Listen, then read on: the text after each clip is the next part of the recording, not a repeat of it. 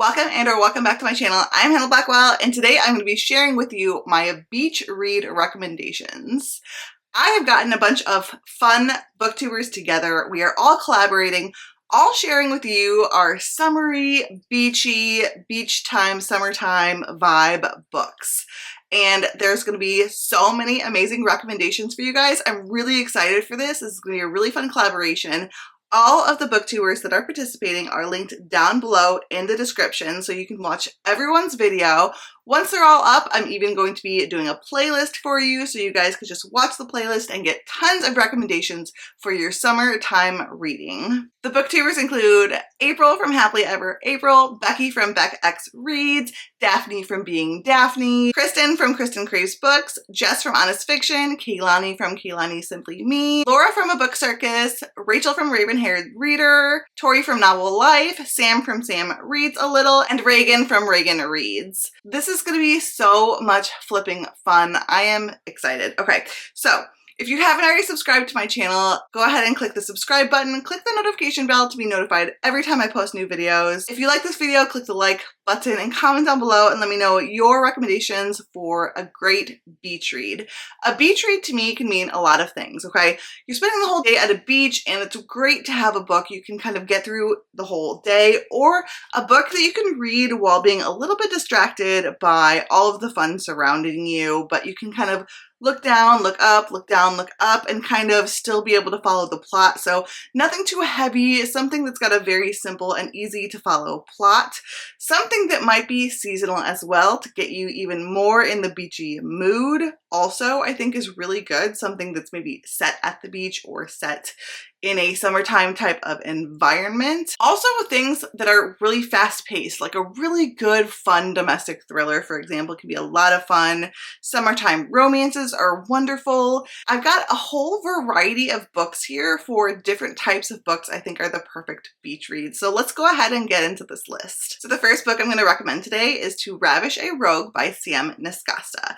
This is a pirate romance that is a monster romance book. It is really quick, really fun. This is Sam Niscasta's take on Joanna Lindsey's famous work, Gentle Rogue, and I've read that book before as well and really enjoyed it, and I love to see this super fun, very spicy take on that book too. Sam Niscasta just writes really fun stuff.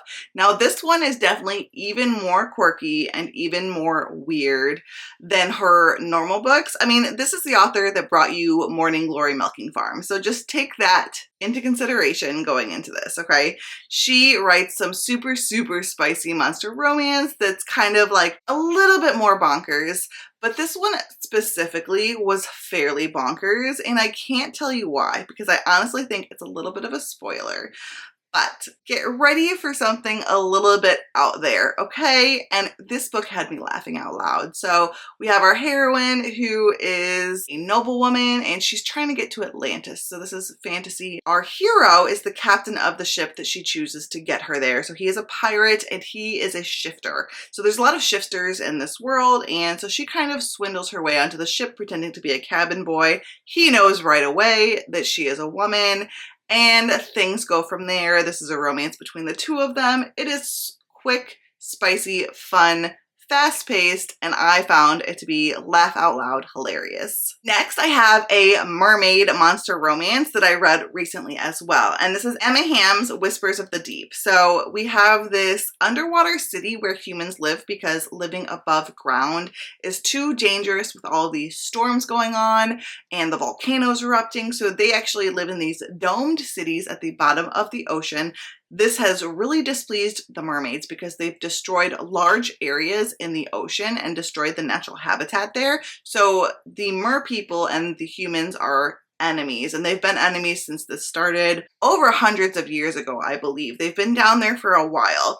And a mermaid kidnaps our heroine and takes her to this underwater cave where she can breathe. And they have this trope that I love, which is like the language barrier. We also have this added conflict of her having to try to find ways to stay alive under the water. She is a scientist slash like engineer, so she has created this contraption that allows her to do so without having to need the oxygen in an oxygen tank. It like converts water into oxygen because water is part oxygen. You kind of have to suspend belief. Like, there are a lot of things in here that make zero sense, but it's okay. This is a fun romance. I really enjoyed it. I found it sweet. I really thought this was a fun time, and it gives you the oceany vibes. So if you want to be, you know, by the beach, imagining what could possibly be down there, you could have a good time with this one. Emma Hamm writes really good fantasy romances, and like I said, this is pretty fast-paced, and I thought this was a lot of fun. Continuing on with the fantasy romance vibes, we're going to talk about Captive of the Pirate King by Rebecca F. Kenny. This book was a lot of fun for a pirate romance. I really like pirate romance, and I thought this one was really good. So this is about our heroine. She has these powers that she's trying to keep secret. So she's been taken captive by these pirates who are led by this pirate king, and she takes a liking to this pirate on board the ship. The two of them develop a romance, and it goes from there. She's trying to find, I believe it's her, is it her brother? I can't remember. One of her siblings, like she's trying to find him. And she's also trying to keep like her powers a secret. And there's some things from here I don't quite remember, but this one was really good time. I remember it was fast paced and fun, and a really fun pirate fantasy romance. Another book set by the sea, but more of a fantasy, like a cozy fantasy, and it does have a romance in it, is The House in the Cerulean Sea by T.J. Klune. This is a cozy fantasy about our main character who works for the Department of Magical Youth, and he is sent to different homes to assess these children who could be potentially dangerous. So he is sent to this house where there's supposed to be these like super dangerous children, and he's there to kind of assess the safety and assess like how the children are being taken care of. And there's this romance between him and the caretaker slash teacher of these children, and we have a lot of social commentary, a lot of commentary about capitalism and choosing happiness, and I just thought this was the sweetest book. It was so sweet. I loved the children. I loved the world. It's set by the sea, like at this island, so the house is actually on an island itself too, surrounded by the sea, and it's just really beautiful. I loved the characters. I love the found family aspects as well. It's such a good cozy fantasy. If you have not read it and you like cozies, I highly, highly, highly recommend. Next, I have two books by Tessa Bailey. I really liked this whole duology, I guess this whole. I like this duology a lot, and it happened one summer. And I don't know the name of the duology, but it happened one summer, and then Hook, Line, and Sinker, and it followed these two sisters. Was it the Bellamy sisters? Maybe it's called the Bellamy Sisters series, possibly. I don't know, but I really enjoyed both of these. These are one of the few contemporary romances I've enjoyed. I'm not usually a contemporary romance reader unless it's something more like suspense or mafia or something like that. But in terms of just like contemporary rom-com or contemporary serious, that kind of thing, not usually my thing. But I actually found these to be so much fun. So the first one, we kind of follow an it girl, right? She's just famous because she's famous and she knows the right people, and she's super fashionable and has like a huge social media following. Think like Paris Hilton, Kim Kardashian, that kind of thing. She messes up one night and she gets sent to this town in, I can't remember where it is. Is it in Maine? Or is it like north of Seattle? I don't know, but it's like a seaside town where there's a lot of fishermen. It's like a fishing town. And she gets sent there because her birth father had a property there, and she was sent to stay there or fix it up as punishment or something. Her sister ends up going with her to be supportive, and she meets this guy, and he is grumpy and she is sunshine, and he owns some fishing boats, and they hit it off and have a super spicy, hilarious, like hate to love, grumpy sunshine romance. This is such a fun book. I loved it. I thought the plot was fun. It was fast paced. I loved the romance, and it was really spicy too. The second book was really good. This is more like a friends to lovers, and it has that trope where you get to see like their funny text banter back and forth, and they have this relationship about like music, and our heroine is really into music, and she works like on a film set. Our hero is kind of scared of commitment, and he's more of like a playboy, and so their romance was really fun too. I liked them pretty well equally, honestly, and both of these were just a fun time. Both very spicy, fast-paced, and just really fun rom-coms set around like a fishing beach town, so I feel like it totally fits like the summer vibes. The next one also takes place at a beach town, but in South Carolina, and this is called A Spell for Trouble by Esme Addison. This is a cozy, witchy, cozy mystery series, and our main characters are witches, and that's really fun. They own this apothecary shop slash perfume shop, really, but they don't like, is it a perfume shop? No, it's an apothecary shop, I think, but they don't, it's not like known that they're witches. They're more like kind of like in hiding as witches, but there's other witches in the area too. One day one of their customers gets murdered, and our main character's aunt is not framed, but she's picked by the police and arrested because they think she did it. So our main character has to put things to right and solve the mystery and figure out who done it. And so it's like a cozy, but it's got the paranormal elements, and it's also set in a beach town, and so that's definitely still got like the super summery vibes. There's also like a twist I don't want to spoil, but there's a twist that makes it even more beachy and summery, in my opinion. So if you've read it and you know, you can message me. But anyway, I thought this was really fun, super fun cozy mystery, and I wanted to have a cozy mystery on here because I think cozy mysteries are really fun for the beach. Like I said, they never really take a lot of serious attention, and they're usually pretty fast-paced and simple, and like you don't need to think a lot when you're reading a cozy mystery. They're just fun and easy and a nice break, and when you're on the beach, I feel like that's perfect. Okay, I did want to put a horror in here, but it's like a horror novella. I figured, you know, maybe you're at the beach, but you want to be a little bit scared about what might be in the water, you know?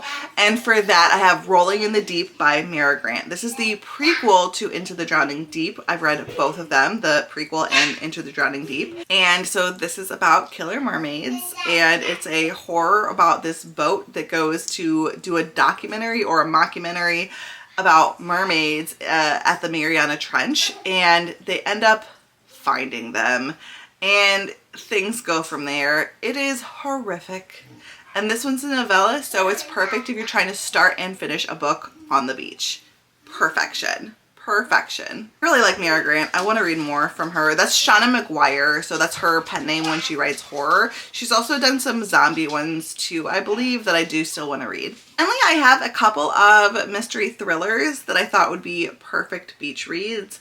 These are perfect for different reasons. So I think thrillers are honestly probably the perfect beach read for me personally. I know everyone's different, but thrillers for me are perfect for the beach because they're so fast paced and I can get distracted very easily. So having something that's going to hold my attention, but also is not like something that it takes a lot of like concentration on like the world building and thinking and things like that, like an epic fantasy, for example.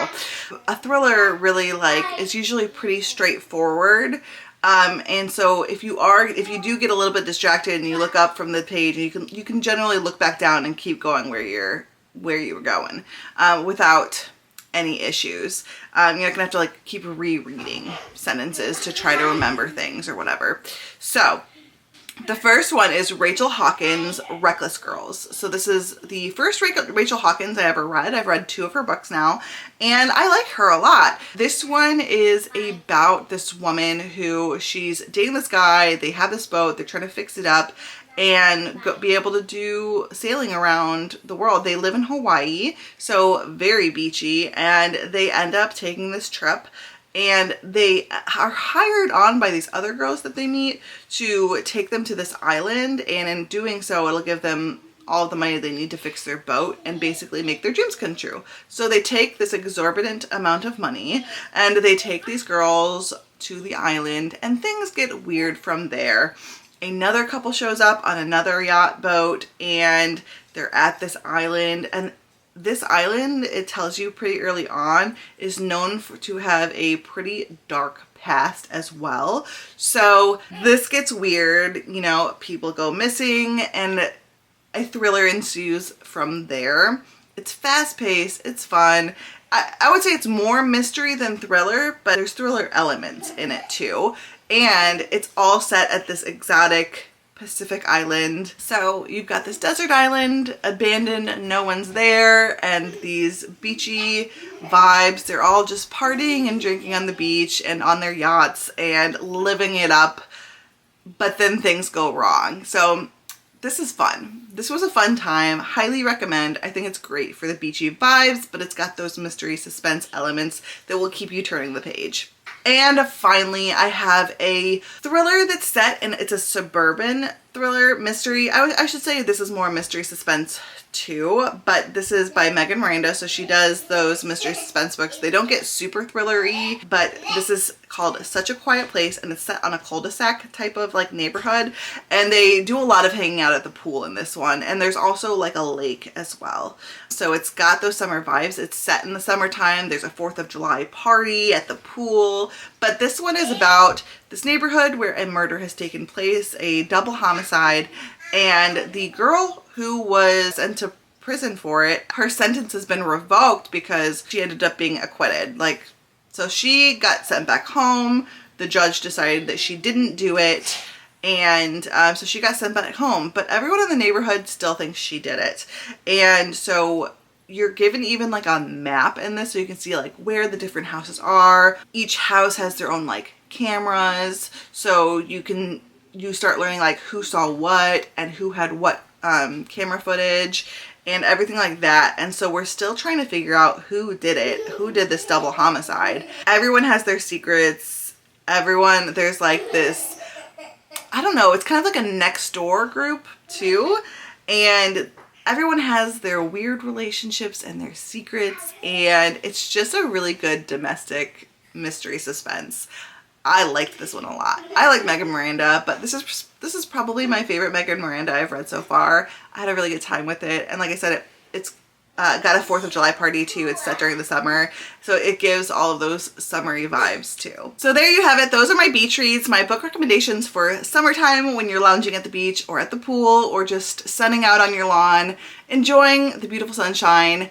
Make sure to let me know your recommendations down below in the comments. I'm looking for so many more recommendations. We usually go to the beach at least once a summer. I live a couple hours from the beach and we go to the pool, and I'm always looking for some good beachy summertime recommendations. I'm really looking forward to watching everyone's videos and watching this playlist of everyone collaborating in this collaboration, because everyone has such different tastes. There's gonna be so many amazing recommendations of all different kinds of books that are perfect for the beach, and I'm really looking forward to watching everyone's videos. Like I said, I'm gonna have a playlist down below too once everyone's videos are up, and everyone's channels and videos are linked down below as well. So make sure to watch everyone's videos, and if you haven't already subscribed, make sure you click the subscribe button.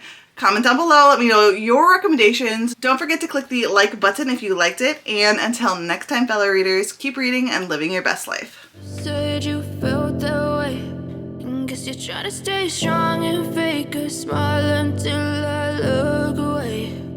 But I've known you too long, it hurts to watch your blue eyes fade to gray as you fade away.